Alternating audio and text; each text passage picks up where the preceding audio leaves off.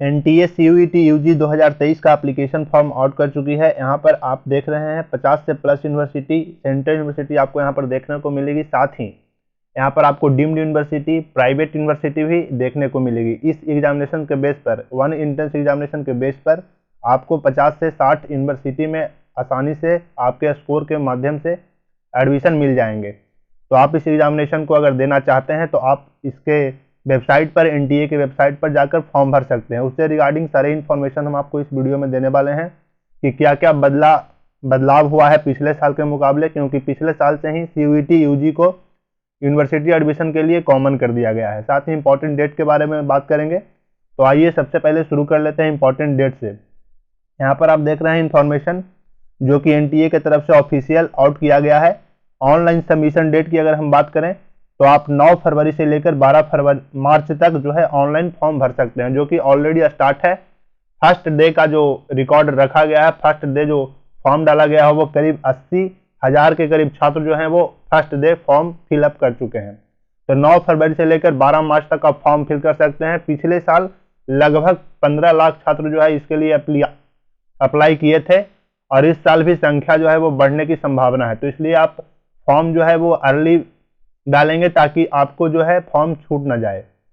साथ ही 12 मार्च से लेकर 12 मार्च के 11:50 तक आप जो है अपना फी पेमेंट कर देंगे ताकि आपका फॉर्म पूरी तरह से फिलअप हो जाए। 15 मार्च से लेकर 18 मार्च तक आपको करेक्शन का समय दिया जाएगा, यानी अगर आपने फॉर्म भरते समय कोई भी गलती कर दी हो तो आप उसको सुधार कर सकते हैं। 30 मार्च को जो है वो सिटी ऑफ एग्जामिनेशन यानी सेंटर आपका दिखाना शो कर देगा एनटीए के वेबसाइट पर कि आपका सेंटर इस एग्जामिनेशन के लिए कहाँ गया है। आप ये ध्यान रखेंगे कि आप अपना सेंटर जो है वो करीब से करीब डालेंगे ताकि आप जो है आसानी से जाकर एग्जामिनेशन को दे सकें, क्योंकि यहाँ पर छात्र जो है वो काफ़ी हो जाते हैं, उसके बाद रश हो जाता है। पिछले साल काफ़ी गड़बड़ियाँ एनटीए के द्वारा किया गया, जिसके कारण बहुत सारे छात्र जो है वो परीक्षा ना दे सके। तो आप जो है वो इसको ध्यान में रखेंगे। साथ ही सेकंड वीक ऑफ मई 2023 का एडमिट कार्ड भी रिलीज कर दिया जाएगा एनटीए की तरफ से और 21 मई से लेकर 31 मई तक आप लोग का एग्जामिनेशन चलने वाला है और 1 से लेकर 7 जून तक भी रिजर्व डेट रखा गया है। तो इसके बाद भी एग्जामिनेशन लिया जा सकता है, या तो 21 मई से लेकर 31 मई या 1 से लेकर 7 जून। रिकॉर्ड ऑफ आंसर आपको बाद में अनाउंस किया जाएगा। वेबसाइट आप यहाँ पर देख रहे हैं www.nta.ac.in पर जाकर CUETSamrat.ac.in पर जाकर अपना फॉर्म जो है वो फिलअप कर सकते हैं। इसका लिंक हम आपको अपने डिस्क्रिप्शन के नीचे दे देंगे ताकि आपको आसानी हो। अब आप यहाँ पर फी देख लीजिए। अगर आप 3 सब्जेक्ट में फॉर्म भरना चाहते हैं और जनरल कैटेगरी से हैं तो आपको 750 रुपया लगेगा, और ओबीसी कैटेगरी और ईडब्ल्यूएस से हैं तो आपको 700 लगेगा, और SC ST और PWD से हैं और थर्ड जेंडर हैं तो 650 लगेगा। अगर आप सेंटर आउटसाइड इंडिया डालते हैं यानी भारत से बाहर तो आपको 3750 रुपया देना होगा।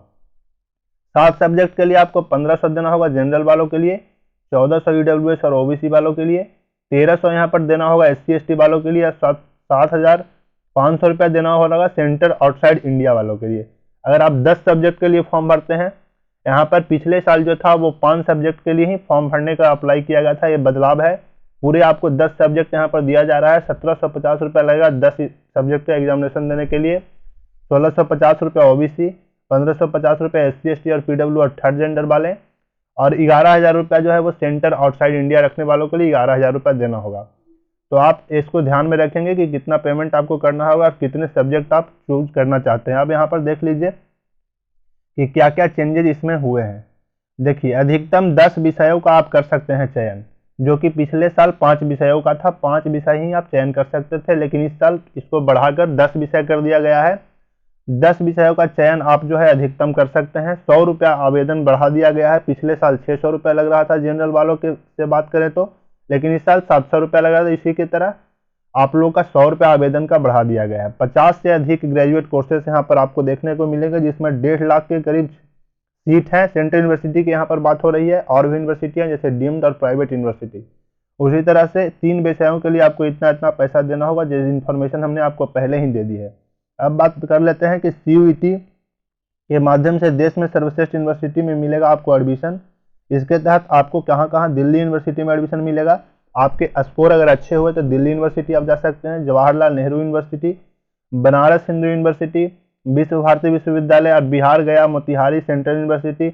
ऐसे तमाम सेंट्रल यूनिवर्सिटी जो कि हर एक राज्य में होते हैं वो वहाँ पर आपको एंट्री मिल सकती है इस स्कोर के माध्यम से। तो आप इस एग्जामिनेशन को जरूर देंगे। अभी अभी जो क्लास 12 पास किए हैं या फिर अपियरिंग स्टूडेंट है वो सारे स्टूडेंट इस फॉर्म को भरेंगे और इस फॉर्म को भरने के बाद आप जो एग्जामिनेशन देंगे उसके स्कोर पर आपको एडमिशन मिलेगा। अगर आप अच्छे यूनिवर्सिटी में पढ़ना चाहते हैं तो आप इस फॉर्म को जरूर भरिएगा।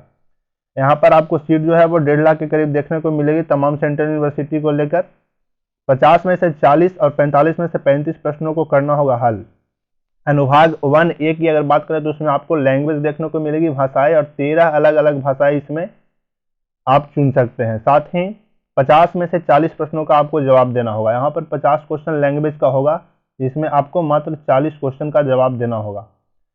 साथ ही प्रश्नों का जवाब देना होगा। अनुभाग 1B में 20 भाषा है, इनमें से कोई भी भाषा चुन सकते हैं। वही अनुभाग 2 में डोमेन विशिष्ट है, यानी आप अगर बायोलॉजी बैकग्राउंड से हैं तो आप उसमें अपना डोमेन सब्जेक्ट बायोलॉजी चुन सकते हैं। Botany, zoology, biotechnology, microbiology, virology, जो भी आप कोर्स करना चाहते हैं उस कोर्स को आप वहाँ पर चूज कर सकते हैं। उसी तरह से अगर आप आर्ट्स बैकग्राउंड से हैं तो आप history, geography, civics, political science जो भी आप चूज करना चाहते हैं, जो भी आप अपना ग्रेजुएशन में परस्यू करना चाहते हैं तो आप उसको चूज कर सकते हैं। उसके लिए आपको डोमेन सब्जेक्ट चुनना होगा। डोमेन विशिष्ट के तहत 27 डोमेन विशेष सब्जेक्ट हैं। इसमें आप स्टूडेंट किसी भी विषय को चुन सकते हैं। इसमें से आपको 50 में से 40 प्रश्नों और 45 में से 35 प्रश्नों का जवाब देना होगा, यानी आपको 45 प्रश्न डोमेन सब्जेक्ट से मिलेंगे।